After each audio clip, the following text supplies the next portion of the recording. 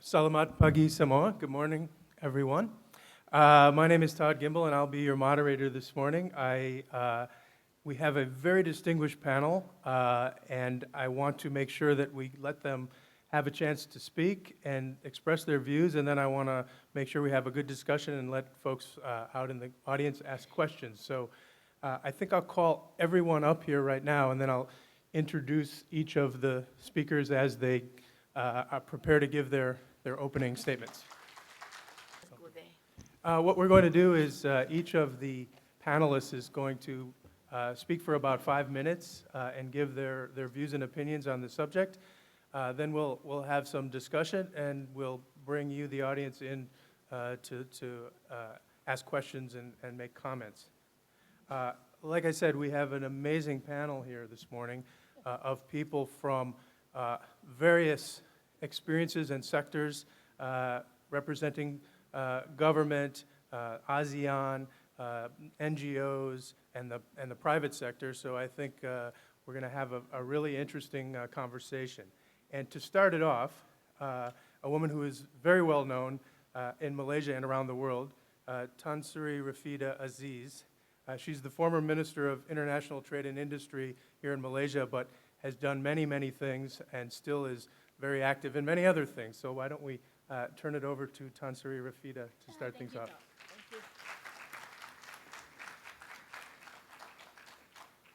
Thank you. Well, good morning, everybody. Todd and my panel members, thank you very much, ladies and gentlemen, for being here. Because thank you for all of you for coming. At least you sacrificed that one. Thank you. Well, we are asked to speak for 5 minutes on this achieving equitable growth in ASEAN's rural and urban areas. You can speak for 1 week about this.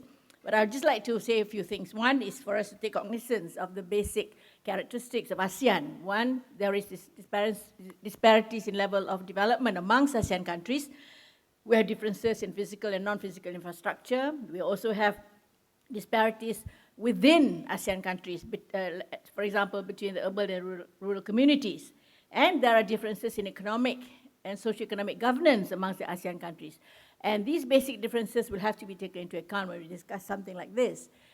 And the very premise of ASEAN integration, both economic and social integration, is really to help reduce intra-regional disparities and to some extent the domestic disparities, and of course to optimize the governization of the economic diversities and complementarities that exist within ASEAN to create, as always mentioned, that dynamic production hub in ASEAN itself, and to create the dynamic market within ASEAN because we have a young population structure here. And we hope that this diversity, we hoped when we first set up ASEAN Economic Community and ASEAN Free Trade Area, we hope that those processes will help to reduce not only intra-ASEAN disparities, but domestic disparities within each ASEAN country. And within each ASEAN country, excepting Brunei and Singapore, we know there are rural-urban economic divides, there are income disparities within the rural and urban communities, and there are differences in economic opportunities afforded by both urban and rural areas, and there is now the urban migration of the rural young. And because they know there are no economic opportunities and there are more in the urban areas. And of course, they're also migrating cross-border from one ASEAN country to another. Actually, there's no one template to address this urban-rural divide, but to my mind, a combination of two strategies would basically help to address the issues of the rural-urban divides. One is a coherent economic collaboration and in terms of policy initiatives, and secondly, relevant domestic economic policies undertaken by each government itself. Let me go briefly to the ASEAN collaborative effort. This is really in further enhancing the physical infrastructure and connectivities within ASEAN, not just talking about land or air infrastructure, but also telecommunications. We're dealing with the young. As remember, they are now becoming more digital citizens. And then focusing on collaborative efforts for capacity building, especially capacity building amongst the young in the rural areas, not just education, but also in terms of enhancing skills and competencies. And maybe ASEAN could think about having ASEAN Corps of Teachers that we can send to relevant rural areas among some ASEAN countries where they can be elevated in terms of their education standards. And also encouraging ASEAN investment. This is what the core motive of the ASEAN investment area is all about, to encourage ASEAN investment into identified areas of the rural communities in ASEAN. For example, to establish downstream industries which are resource-based, and also to help develop industrial parks where you can tap or optimize the availability of human resources in those rural areas in the ASEAN countries. And of course, to remove any constraints, if you want to do that, any constraints domestically regarding land acquisition, land utilization, or even equity holding of projects and programs. And that is the collaboration in essence. Then the effective domestic policies would be to complement that ASEAN collaborative effort and to help integrate the rural community with the urban areas. And of course, to have very comprehensive rural development programs. And this to me is in situ development. Malaysia had it many years ago in early 60s, where we had rural development programs. We helped to urbanize rural areas, so to stem the migration of the young into the urban areas. Urbanize the rural areas to stem the migration of the young into the cities. And of course, the government, domestic government, should take into account measures to address the skills, capacities of the young in situ, meaning that they have to be trained such that any industry coming in, maybe it is an industry that can compete with China, for example, in terms of wages, that can absorb this young with shorter learning curves. And the ultimate objective is, to my mind, to create new urban centers in the rural areas, to create new economic opportunities and change economic profile of the economy, rural economy in those countries, and enhance the connectivity between urban and rural areas so that there is less need or urgency to move out from the rural to go to urban, because you have cross flows of investment coming in, goods, products, and services coming out. And of course, to have the urbanization of the rural areas eventually, so that within each ASEAN domestic country will have areas that are no longer rural as we understand it to be now, but having semblances of urbanization. And to my mind, this is what we have done in Malaysia. Although no template, but I think there must be the sharing of experiences, because to I dare say that in Malaysia, we have been rather successful in this, in the rural development programs. There's still a lot to be done. We have to make sure that the rural areas are now able and have the capacity to address the needs of the Gen Y. Yeah, this is something that is going to be very important. The Gen Y have different needs from the young of the 1960s and 70s. They are talking about instant internet access and so on. Forget about job opportunities. Once they have this handphone, they want to go into the internet or where there was social media and so on. But apart from that, the domestic government must come on board to complement ASEAN efforts at building up the infrastructure, whether it's physical or non-physical. So I think that's 5 minutes. Thank you very much. Perfect, perfect. Thank you, Sri Rafidah, and happy birthday, by the way. See, she's here with us, and I'm glad you're all here too. Next up. 72. I must say that. That's fine. I know you're proud of it. I don't blame you. Next up is the man with the longest title on our panel. Plus, he's also a very distinguished gentleman himself. Dr. Jomo Kwame Sundaram.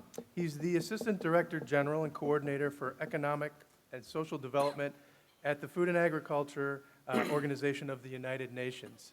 Dr. Jomo.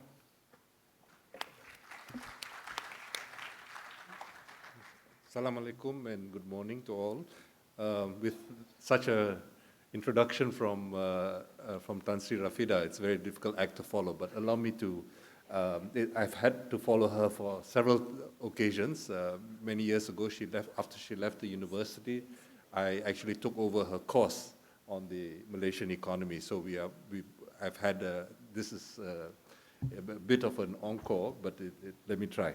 I think there are two issues which I would like to focus on. One is the trends in Southeast Asia, and the trends actually in Southeast Asia as far as the inequality are concerned have actually been quite uneven.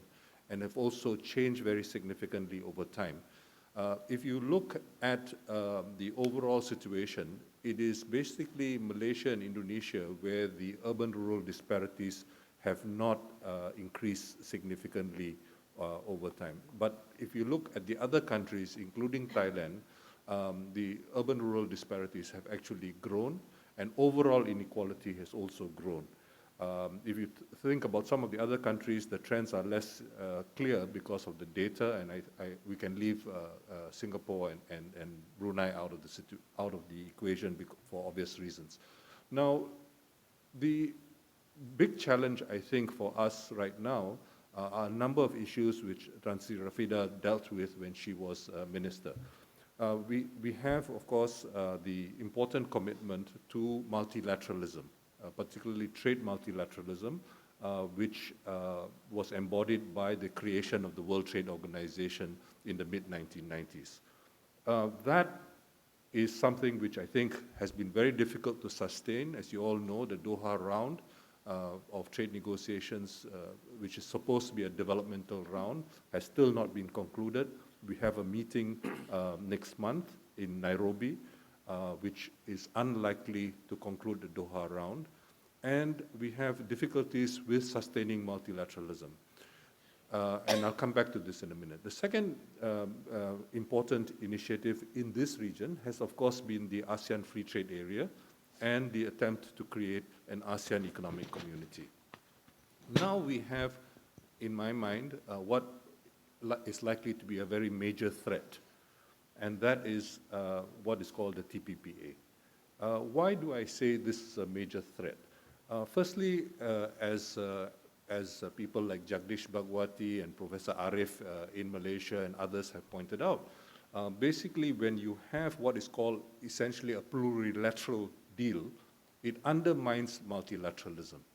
Okay? And this is, I think, something very important for us to think about, because the viability not only of multilateralism, and hence the rush to complete the TPPA before Nairobi, is a very important challenge. And then you have the secondary challenge of what the TPPA implies, where you have some members of ASEAN continuing to having this separate deal, the TPPA, and what does it imply for AFTA, the ASEAN Free Trade Area? What does it imply for the ASEAN Economic Community? I think this is one issue which has not received much attention, and I would argue that this has very, very important implications for the future of multilateralism, as well as for the future economic viability of an ASEAN community. Now, let me focus on two issues which I think raise a lot of concerns. When you look at the TPPA, and we don't have details, okay? There are over 1,000 pages, we are told, but none of this has been publicly revealed, right? But if you look at what has been revealed, for example, by the Peruvian government or by others where there have been negotiations and the draft documents are there, I think there are two major challenges. So one, of course, is the strengthening of what are called investment treaties. Think of the TPPA not as a trade deal, because both Malaysia as well as the US are essentially very open economies. If you think about the remaining barriers to trade, they don't come from trade liberalization. Tariffs are very low, thanks to Tan Sri Rafidah's efforts, and so that is not an issue as far as trade is concerned. The real problem comes from non-tariff barriers. Okay? And those non-tariff barriers are not going to be overcome through the TPPA. Let's be very clear about that. The second issue, I think, which is very important for us, is the strengthening of particular provisions as far as investments are concerned. And to give a particular advantage to a particular source of foreign investment has huge implications, especially when you do not have a related deal on taxation. And it's very important because the possibility of securing greater tax revenue for countries is compromised very severely when you have an investment treaty which does not have a very, very clear tax provisions. The final point I would like to leave you with is the implications for investment for what I call intellectual property rights. There are very, very serious implications as far as intellectual property rights are concerned for the people of the Southeast Asian region. If you know recently, for example, about this very famous case where hepatitis C drug, the price of the hepatitis C drug has been increased 3,000%. Why? The drug has been there for quite some time, but the company which has bought over the patent has decided to increase the price of this hepatitis C drug. Now, all this is not going to be, so although we talk about free trade, in fact, this is not going to enhance free trade in a real sense, which would be welfare improving. So drugs which are currently available at a particular price in this particular instance are not going to be available. The last point I want to make, which is very important also, is that under the investor-state dispute settlements arrangements, you are going to have situations where a company can sue a government. Let us say, for example, we have herbicides which are used in many of our plantations, and it is found to be carcinogenic. And let us say the Malaysian government, in the interest of public health, decides to ban that drug. The company concerned can sue the Malaysian government. It will not be arbitrated in a Malaysian court. It will not be arbitrated in a US court, but in a special dispute settlement scheme, which is going to have very important implications. The company can sue that on the basis of the fact that the Malaysian government has deprived that company of its expected profits by banning that drug. The same case has happened, for example, with tobacco in the case of Uruguay, tobacco in the case of Australia. There's no time to elaborate on this now, but I think one should really think about what are the implications of the TPPA for human welfare, particularly in the ASEAN region. Thank you very much for your attention. Thank you, Dr. Jomo. Next up is a man who knows quite a lot about ASEAN and has been very instrumental and influential in the development of the ASEAN Economic Community. He's the former Secretary General of ASEAN, His Excellency Dr. Surin Pitsuwan.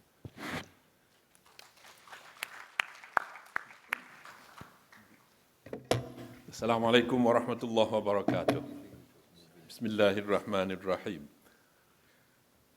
I am a true ASEAN man, coming from Thailand, but a Muslim with a Malay ancestry. You can't be more ASEAN than that. But as former Secretary General, to follow former senior minister, Rafidah, and a very, very well-known economist in the UN system, it's very difficult to deliver an equal quality of opinion to you. But I have a fairer and more equitable distribution of audience. Thank you very much. Well, ASEAN was born 48 years ago when all of us were rural and many of us were very authoritarian. Most of the industrialization that occurred that had led to the accumulation of wealth in the region has come from 4 external factors. And these factors would have led to the inequity that we have now. First, the capital for investment came from outside, not accumulated here because we didn't have much. Second, the technology that came to propel those new factories' industrialization came from outside, Taiwan, Japan, Korea, later on Europe, and America. Third, the management of those factories' industrialization came from outside. Fourth, even when we finish, we send out our products for outside market. The diversity of ASEAN is so strong and so deep that it is very, very difficult to deliver the fruits of the industrialization, economic development under that model that I have just outlined to you. So now we are facing with inequity in every dimension. Yes, ASEAN Economic Community is coming into being at the end of this month here in Kuala Lumpur under the leadership of Pak Najib, but it will be always an economic community in the making, in progress. We'll have to embellish upon it all into the future. What I'm worried about is this, what Jomo and Sri Rafidah had just mentioned. The infrastructure that we have, the soft infrastructure that we have, the governance that we have, extremely diversified. The physical infrastructure that we have is not enough to deliver, to connect, and to facilitate trade among us. 2.67 trillion US dollars a year trade that we do together, 10 of us. Only 25% of that we do among the 10. And it's mostly Indonesia and Singapore, Malaysia and Singapore, Thailand and Malaysia, mostly the core countries next to each other, not the peripheral members of the ASEAN community. So because of that low trade among ourselves, it is very, very difficult to redistribute the wealth among us.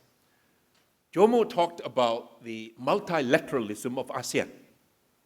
Well, multilateralism also means bigger companies from outside coming into the landscape. When they come from outside, their market is the global market. The only way to make sure that equity could be achieved among us would be the SMEs. SMEs in Malaysia go into Indonesia, SMEs in Thailand goes into Vietnam. We have to cross borders, and for that, we are not doing quite well. I have been working at the helm of ASEAN for 5 years. I have seen a lot of vision, a lot of expectation, a lot of rising expectation that the ASEAN Economic Community will deliver, and that inequity within and among ourselves will be reduced. But we still need the political will. We still need the well-planned and committed and deliverable plan into the future to make sure that we deliver on our promises. Yes, tariff has been down.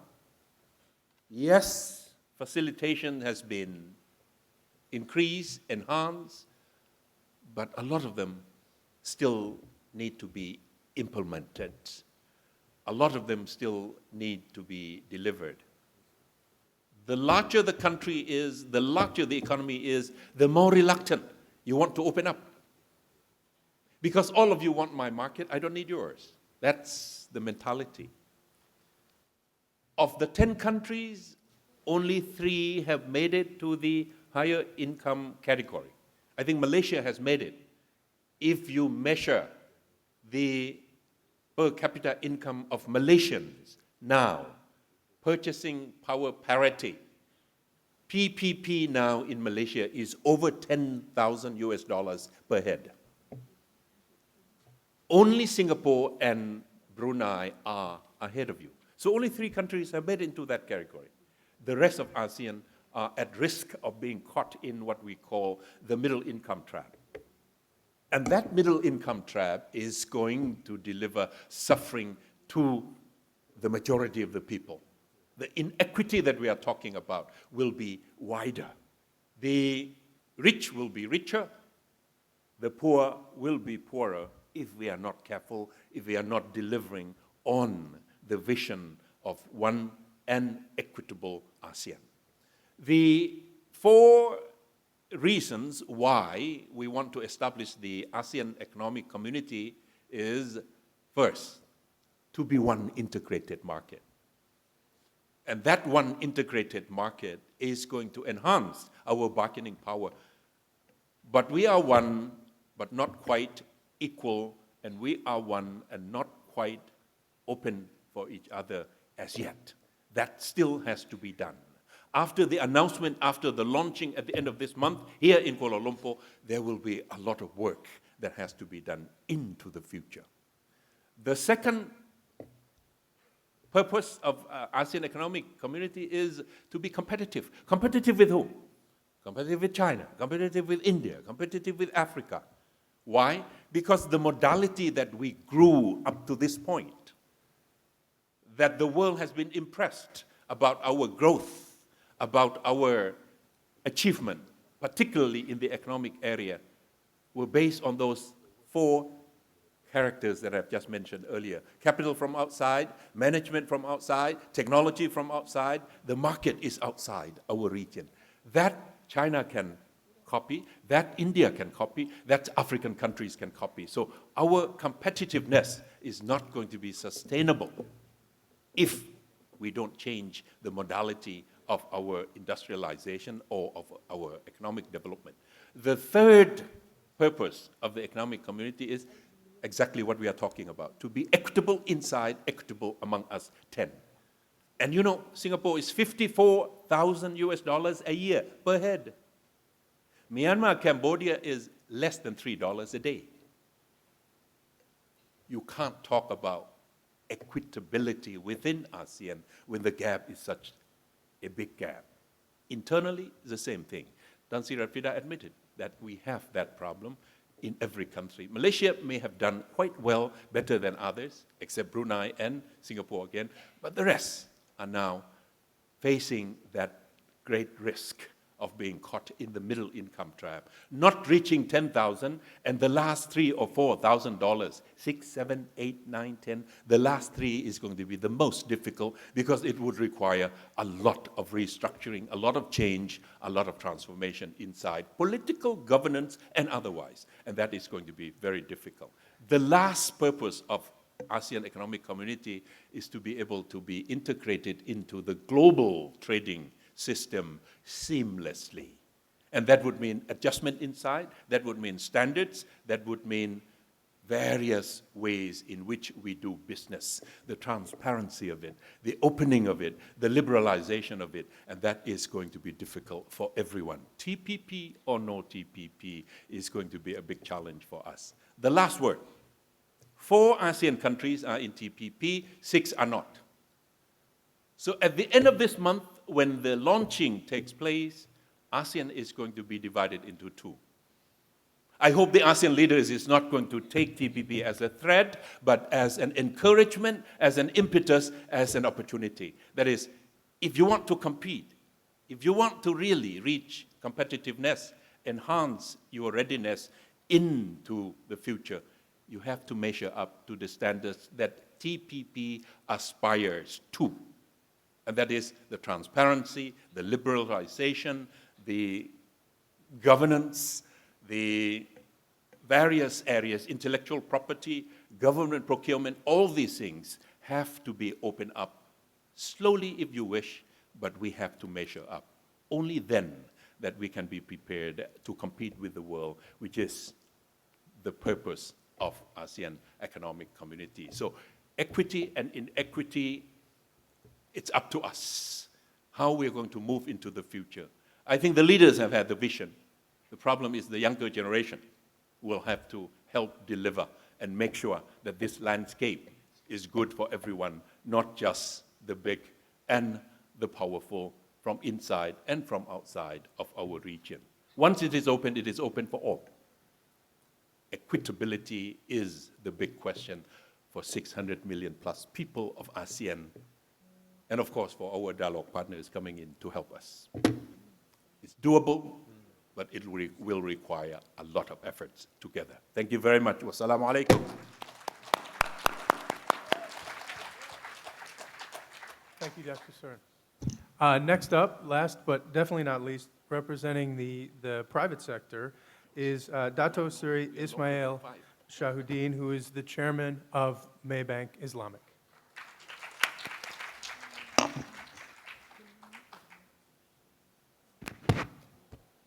Bismillahirrahmanirrahim. Assalamu alaikum wa rahmatullahi ta'ala wa barakatuh. And a very good morning. I think being the last speaker It's always been nice because all that need to be said has been said. And it does make my job much easier. And also the fact that all the previous speakers are my sifus or my teachers before. So in that sense, again, it made my job much more easier. But coming from the private sector, what has been said has always been the big picture and the various interventions that has been recommended.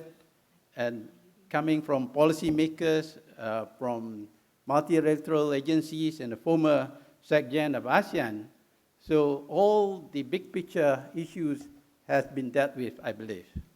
So it dawned on me to basically make some proposition on how do we move forward and how Islamic finance could basically contribute to bridging the gap between what we said, the divide between urban and rural within ASEAN itself.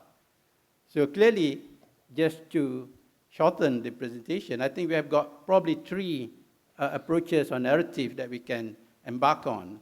One, of course, the very traditional role that banks play as intermediation, mobilizing deposits, and also in terms of distribution of the deposit that's mobilized. So a lot of time, deposits coming from the rural areas are not being mobilized back to the rural areas.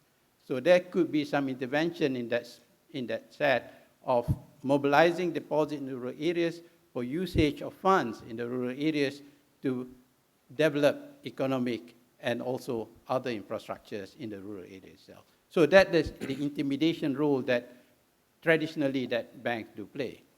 Secondly, I think my proposition is that there are a lot of economic or rather Islamic banking products or Islamic finance products that can basically help to mitigate this and also support the bridging of the gap between rural and urban. Clearly, Islamic finance itself is about equitable distribution, about being fair, about being transparent. So obviously, all the ingredients of having a fair and equitable distribution of wealth is embodied already in Islamic finance product.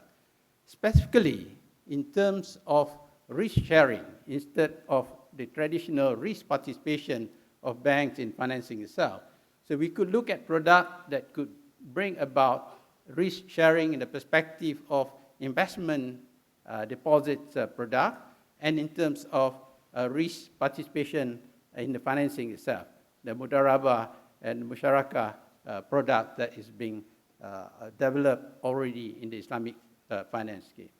So these are products available in the bags of Islamic finance that can develop, help to develop all the various divides that we are addressing here. And I think lastly and thirdly, just trying to contain it within the 5 minutes, are basically the institutional aspect of zakat, wakaf, and sadaqah. So clearly, these three powerful instruments are there as what has been articulated very eloquently last night and yesterday, that these are the instruments that if we really leverage on, can really bring it back in terms of trying to address the issue of inequitable development or what we call the urban and rural divide just now.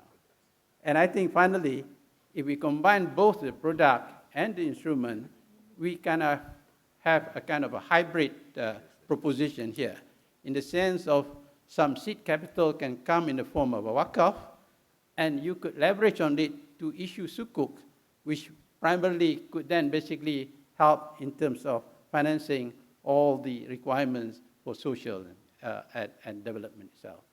So I think these are some of the propositions that I thought I would like to share. And in conclusion, one critical factor is, of course, the human capital development itself. So clearly, I think if all this is to succeed, we need to also bring about a great investment in human resources and human capital. So on that note, I thank you all.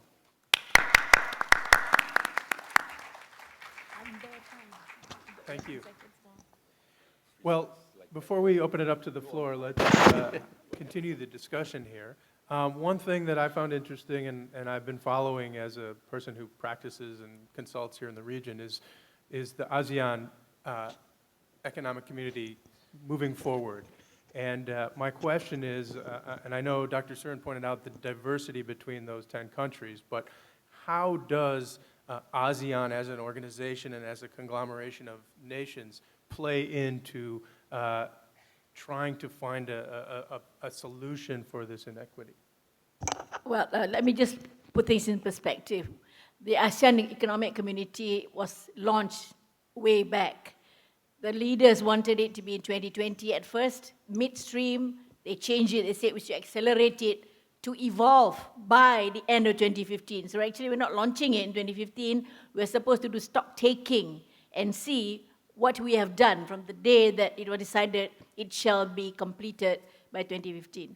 Now, having said that, I would like to say, in terms of evolving economic area, we're getting somewhere, but there is still lacking behind the services area, and we know that the services area can actually input into employment, into economic growth. The trade part of it, I think, is quite stable, but the services area, the services sector has not been made into a dynamic ASEAN sector. And I find that when we had this ASEAN Economic Community, the outreach to the rural areas, the outreach to the lower income groups are still not visible. Although it is supposed to be one ASEAN, one vision, one people, sharing and so on, the outreach is not there. And secondly, we're talking about statistics, incomes. We all want to reach the Singapore level. I would like to say that while we're talking about reaching First Nation status, reaching 17, 20,000 US dollars per capita GDP, I don't think that is the matter that we should be focusing. What we must do is that while we strive to attain those high levels of GDP income, we must make sure in parallel there are internal policies for fair and equitable income distribution. When we don't want to have that figure bumped up because one small group of the population has become so rich that the GDP actually reflects that. But the filter down effect, the trickle down effect to the lowest level of incomes in the rural areas, not felt at all. So domestic governments in ASEAN must go beyond just per capita GDP. Even in Malaysia, let's not be too happy about going up 17,000 US per US dollars per capita. I mean, fine, we reach there. But there are still people still hovering around that poverty threshold. Maybe not absolute poverty, but relative poverty. Real incomes for them have not risen. So for ASEAN, this has to be looked into very seriously. Thank you. Dr. Surin. I agree with Sri Rafidah on that. And the political implication for many countries, many societies, is quite disturbing and quite negative. I can talk about my own country.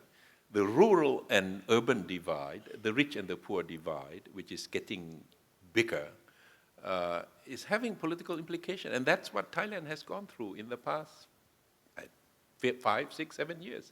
It came to a head only last year with those demonstrations on the street, 7, 8 months, and then military coup. Because people in the rural area feel that they deserve some of this wealth that is growing in the urban areas, and they want power, they want opportunities, they want education, they want income. And the end result is the confrontation. The end result is the tension, and the end result is the breakdown of the system.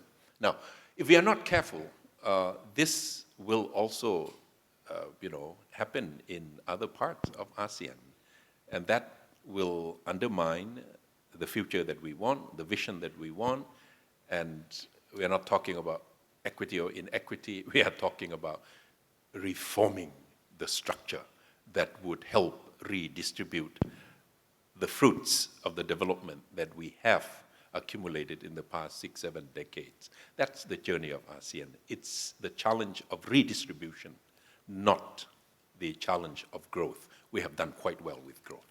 Thank you. Anybody else care to weigh in on this one?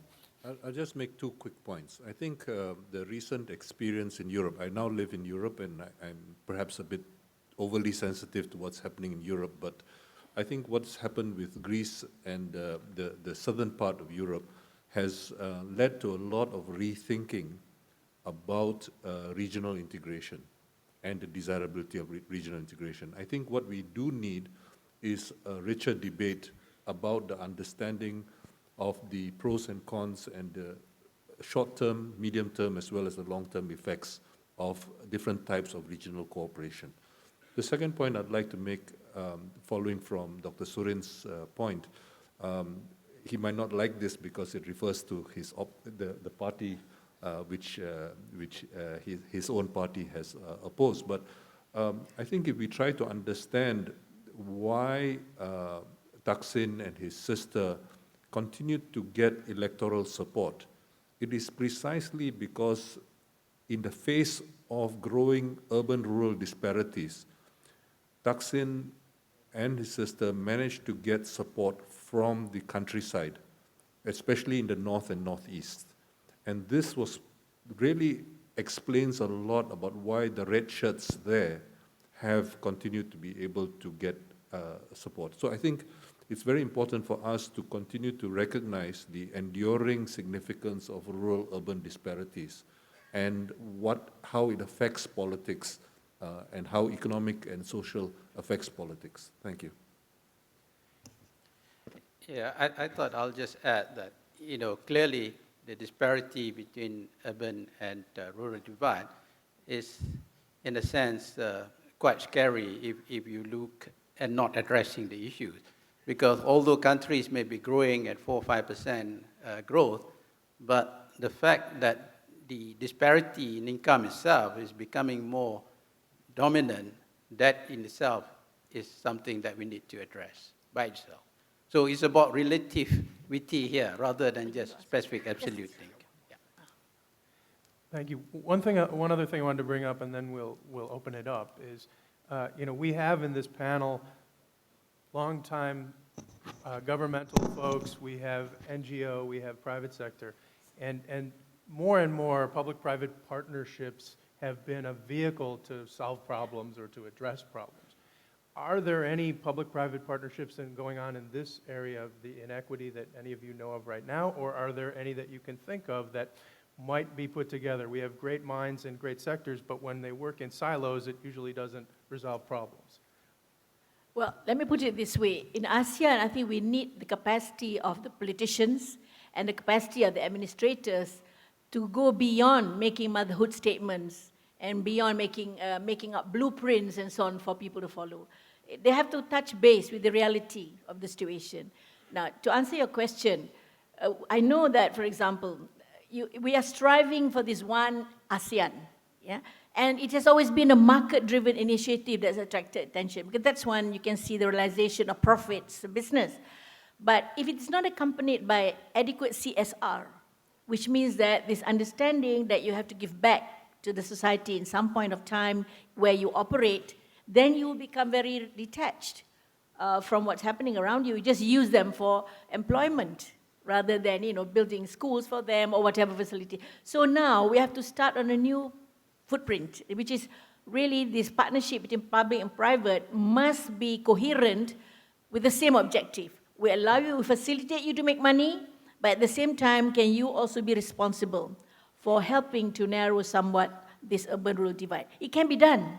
And I think now that businesses do have this CSR agenda. They do have agenda of sustainability, for example, so they will try and do that what they can to share part of that responsibility where they operate in ASEAN. I think one of the issues which has come up in some of the recent debates internationally is over the nature of public-private partnerships.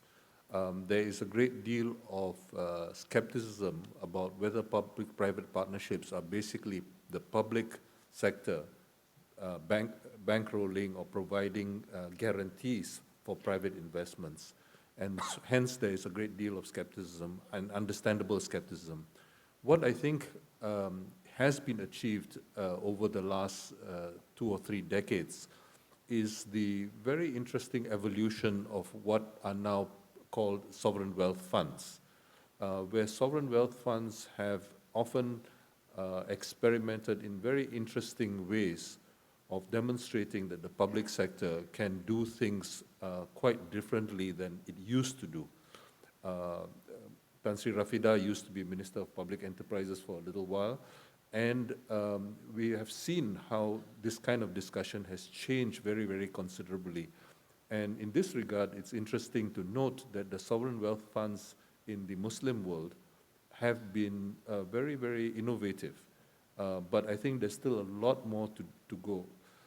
It's also important to note that in the East Asian region, public enterprises, state-owned enterprises, have often been among the most efficient in the world, even competing with the private sector.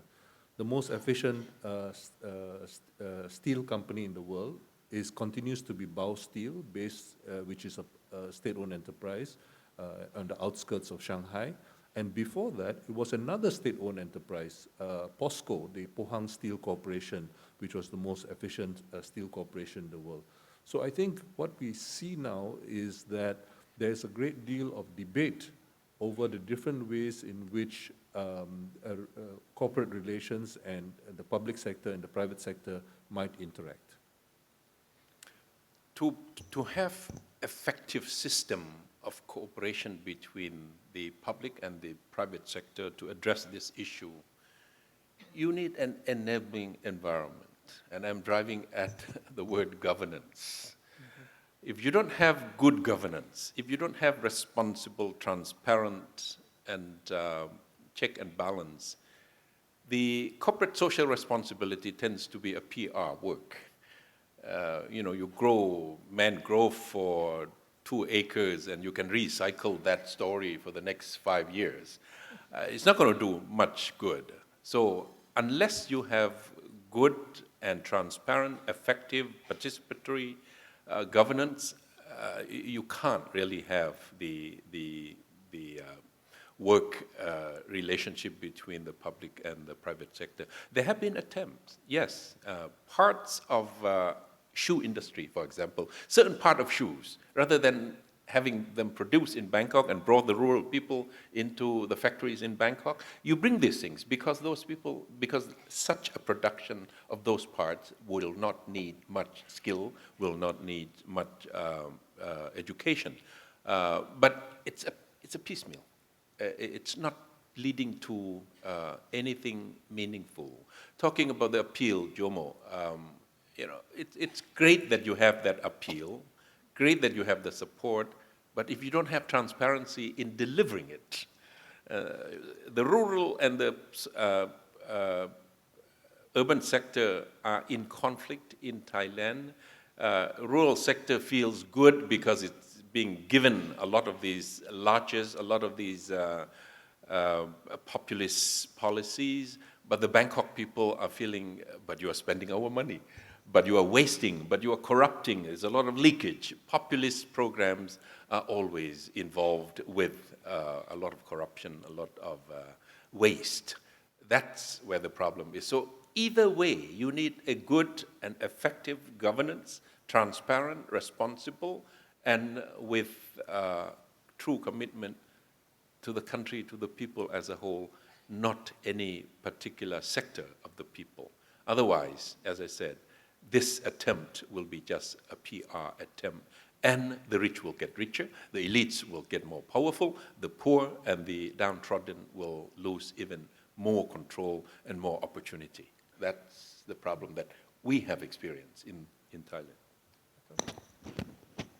Yeah, I think this is something which we could basically say there are some good success stories, there are some also horrible stories, so to speak. So generally, I think we should continue with such initiative when it does make business sense and it does make some social value adding to it. Obviously, the governance side, the transparency, and what really the value adding that this partnership brings about is what is critical to my mind.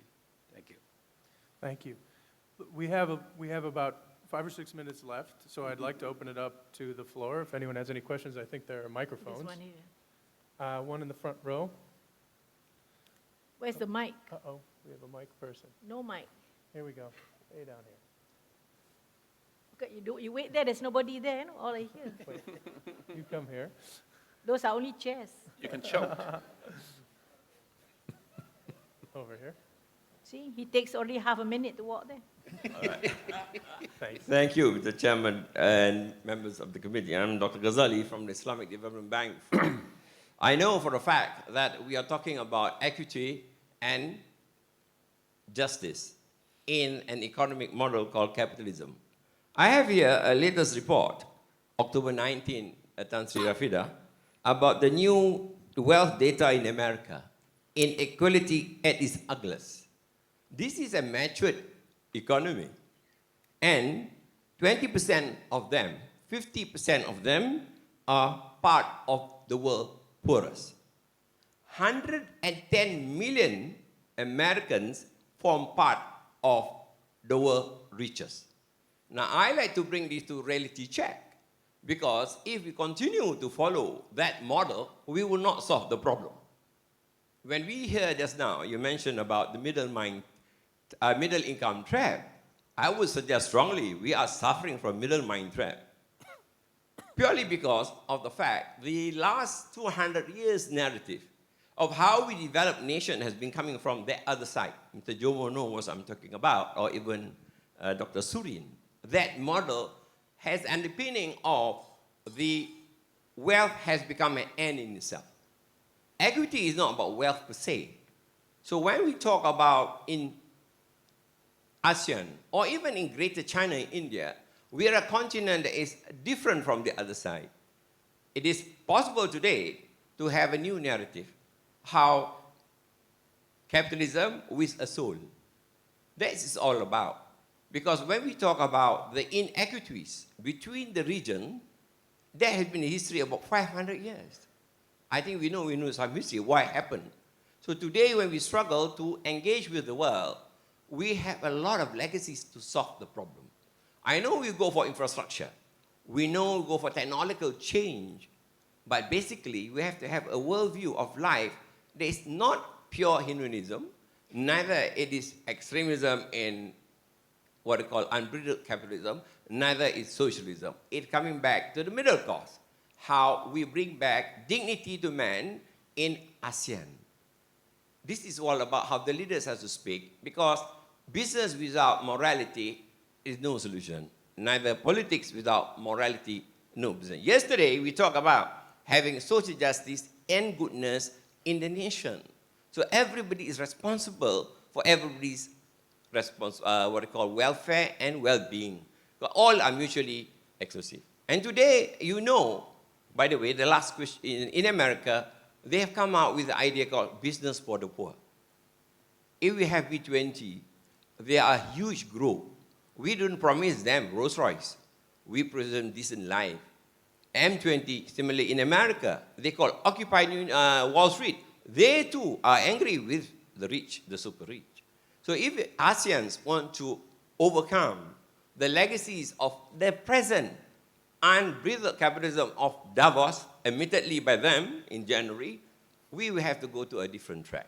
We cannot go with the same track and argument today, for or whatever, because we have a different journey with the environment that we are in. If with 200, you add 1.2 with India and China, we can become a force to do something different if we think ASEAN and Asians have a different role in civilization building. Thank you. Doctor, thank you. Would anyone like to comment on that? Yeah, I did mention just now, when you have, for example, this public-private sector collaboration, it has to be done with reality, based on reality. I am against copying any model from anywhere. You know, you're not sculpting something that you can have a model of. You're talking about having programs and policy initiatives that you can implement. It is a doable. And it has to be based on the situation in hand. It has to be based on the ASEAN situation. And it has to be based on the situation within each ASEAN member countries. We are a diverse group. There are certain homogeneities, but basically, as I've mentioned earlier, diversity in economic governance, diversity in the social fabric itself, and diversity in economic profiles.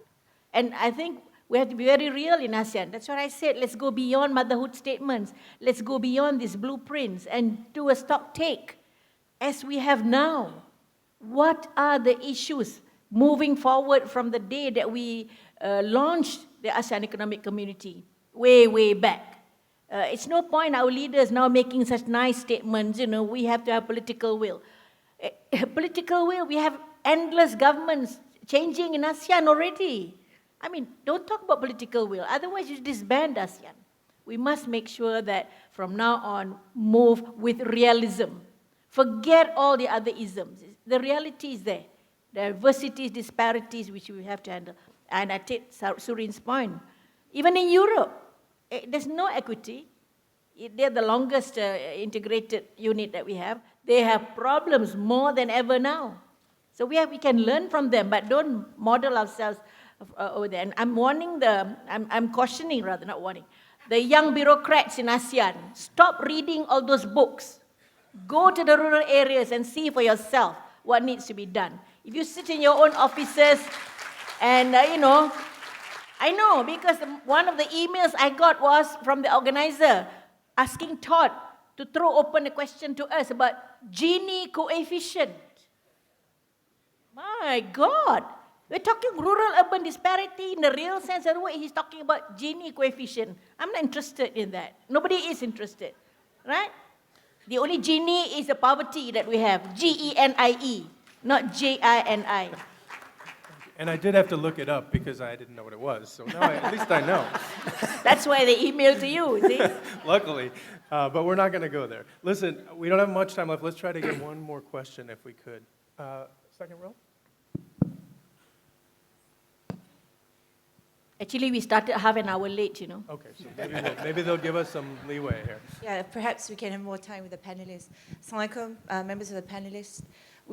Before you leave the podium, if I may ask, could you give us practical examples of what kind of policies this diverse ASEAN community can have to bridge the inequalities between the urban and the rural folks, if I may? Thank you.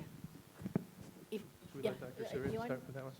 Sorry. I think the last point that Dato mentioned, first to talk about inequity or equity, first we have to talk about equity of opportunity for education.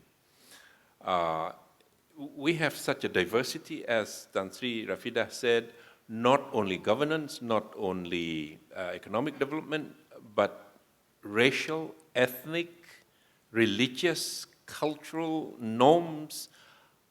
A lot of people in the hills, in the valleys, in the forests are outside of our economic journey. And the only key issue for them would be education. I come from southern Thailand, a Muslim community. The mindset about education, the opportunity about education, the resources for education certainly are not up to the challenge. So if you want to talk about building a new ASEAN, new society, new future for ASEAN, and for everybody in ASEAN, you have to talk about equitability in education, quality education, not just formal education, not just degrees, but real analytical, scientific, technical, so that you can solve your own problems. I think that's the key for the future. Human resource development, education, real education, good education. You are doing quite well again in Malaysia, but in many countries in the ASEAN landscape, education is still an extremely, extremely precious commodity, not enough to go around. Thank you. Doctor? Yes, I'd like to, there are so many things which can be done, but I think even learning from each other is a very simple but important thing to do. If we look, for example, at the Malaysian public health system, there's much to be praised about what was achieved, particularly in the first 2 or 3 decades after independence. There was a gentleman named Tan Sri Said, who was the first Director General of Health, and he developed the Bidan Kampung system, where midwifery was available for women in the rural areas who were previously completely unserved except by traditional bidans. Now, this simple innovation ensured that maternal mortality declined, difficulties in pregnancy, child mortality also, mortality of children at birth declined, and so on and so forth. This is one of the areas, for example, in the so-called Millennium Development Goals, which has been very underachieved in much of the world. But a simple innovation like that, not terribly costly, went a long, long way. And so by the mid-80s, for example, Malaysia had one of the highest levels of health achievement, despite being, sort of achieving beyond its income status.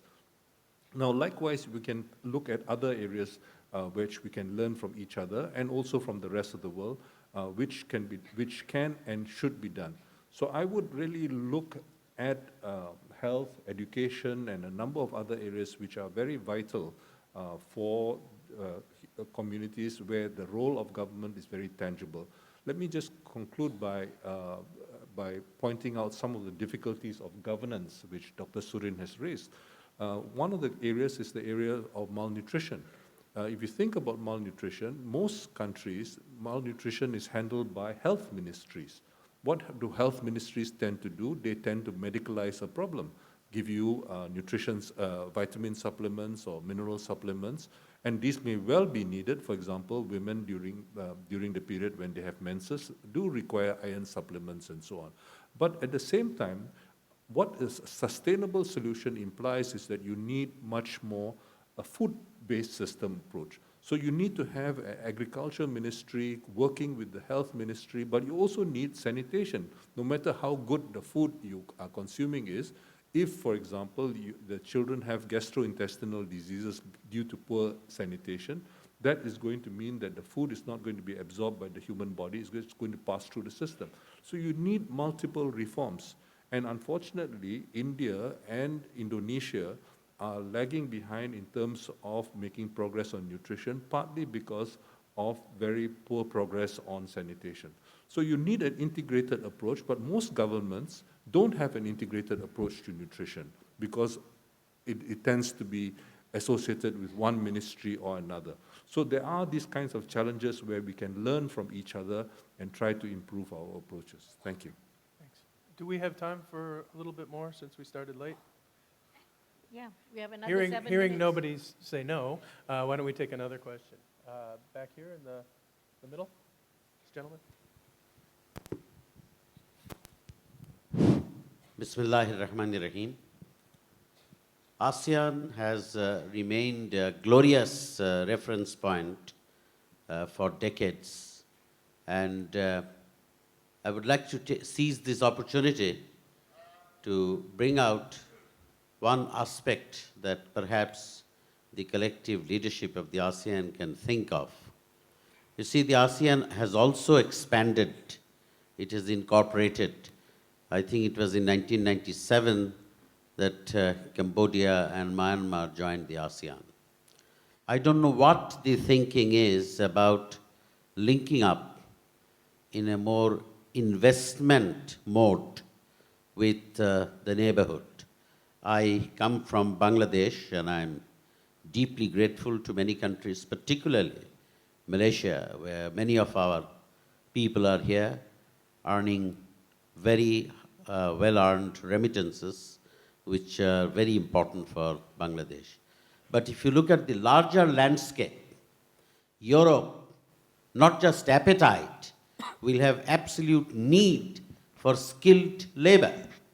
And in the neighborhood, I suggest that if ASEAN and SAARC cooperates, we can set up institutes, if not of excellence, at least of institutes which will be able to, I don't like to use the word process, prepare is perhaps a better word, where we can send millions of our people to Europe. So not just for a humanitarian reason, it has a very important humanitarian component, but even if we look at it as in economic terms, it makes a lot of sense. And I think that ASEAN does cooperate with many countries. It has to, in the nature of things. How well is it thinking of institutionally cooperating with the SARC region. And now, of course, there is another institution called the BIMSTEC, which sort of links ASEAN and SARC, but not much has happened since 1997 when it was formed. Thank you, sir. Well, I think we shouldn't look too far beyond our borders within ASEAN to have to send millions out to go and work in Europe and so on. They have their own problems, you know, the immigration problem in Europe is almost insoluble now. But what I'm trying to say in my speech was that within ASEAN, there is a lot of economic potential, but some of this will have to be complemented by young people with the right competence and skills. And some ASEAN countries are not yet elevating the skills level of their young to that, to meet the new demands. And industries cannot be pushed those areas because they don't have the workers. So before we think about serving other countries, even in the neighborhood, let's talk about ASEAN first. How do we elevate across the board in the lesser developed ASEAN countries the levels of skills and competence so that there'll be, within ASEAN, human resources that can be tapped by industries that we would like to invite, whether in the services sector or in the goods sector, to come into ASEAN to make this that efficient production base. To me, that's very urgent now. Even in Malaysia, we need to upgrade skills. Thanks. I'm getting the signal that we're out of time. I want to just thank all of you in the audience for being here and for listening and participating. But most of all, I want to thank this esteemed panel for your excellent insights and observations, and thank you very much, everyone, for participating. And thank you to you. Thank you. Thank you so much, Todd, and thank you to our panelists, Tan Sri Rafidah, Dr. Jomo, Dr. Surin, as well as Dato Sri Ismail. That was a very thought-provoking session to kickstart day 2 of the 11th WIEF.